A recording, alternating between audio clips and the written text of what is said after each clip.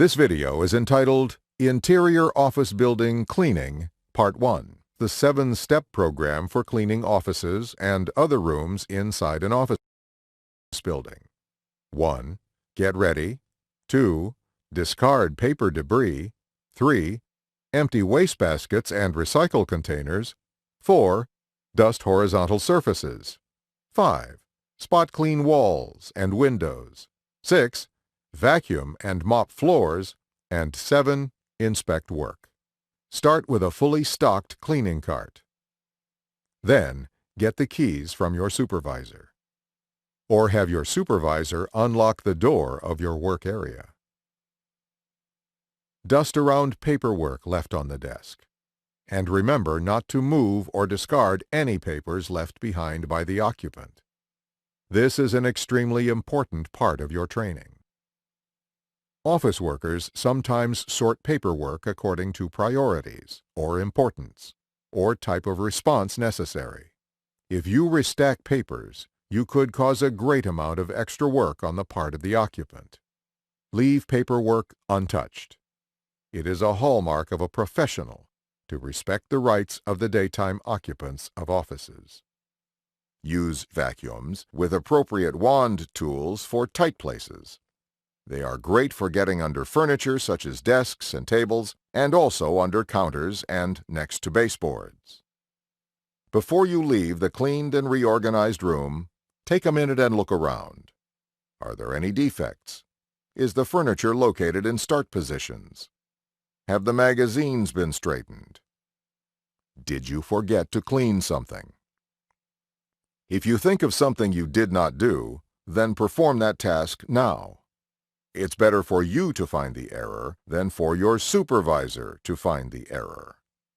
Or worse yet, by the occupant of that office. When you leave each room, be sure to turn out the lights. This video is entitled Basic Restroom Cleaning. It's designed to help you understand the theory of restroom sanitation. We want you to help perform your duties in a safe, efficient manner. There are only a few ways in which cleaning the men's restroom are different than cleaning the women's restroom. The women's restroom requires a few extra steps, which are covered in this program. A badly serviced restroom will cause more customer complaints than any other room in the building.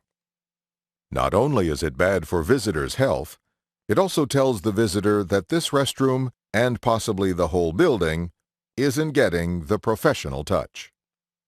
Now let's review our 11-step cleaning program for restrooms.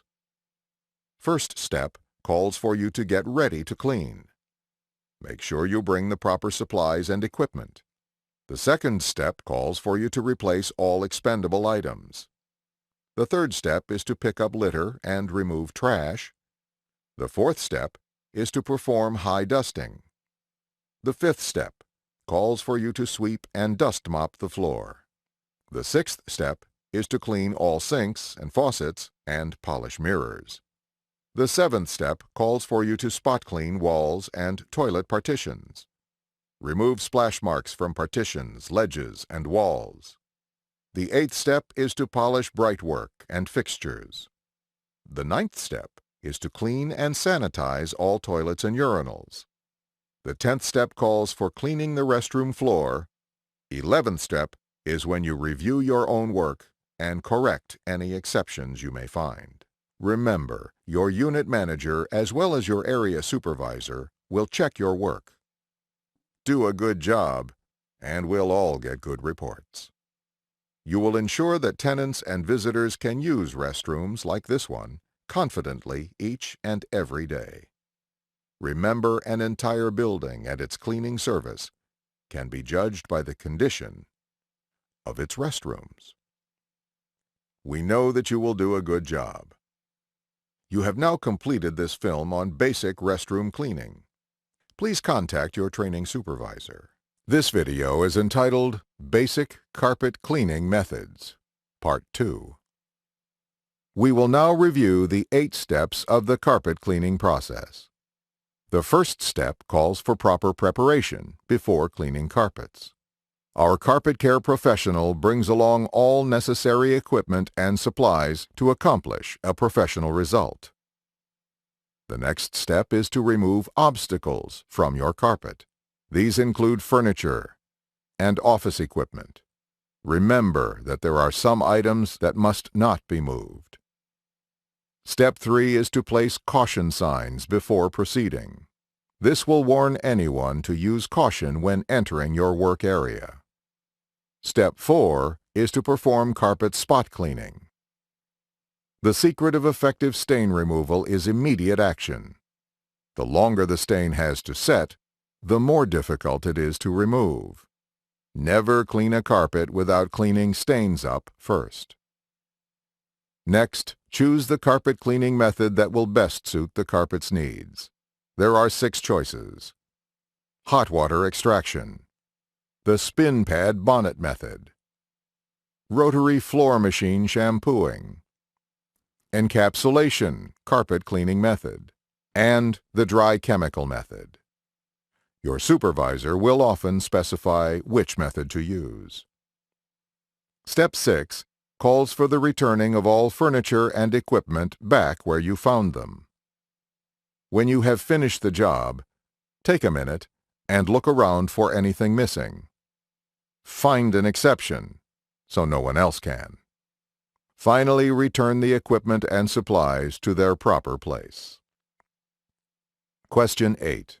When cleaning a really dirty carpet, which method would you use? A. Encapsulation. B. Dry chemical. C. Rotary shampoo. D. Hot water extraction. That's right. The answer is D. Hot water extraction. This is the most efficient, thorough way to clean a carpet. However, the other methods are all good alternatives.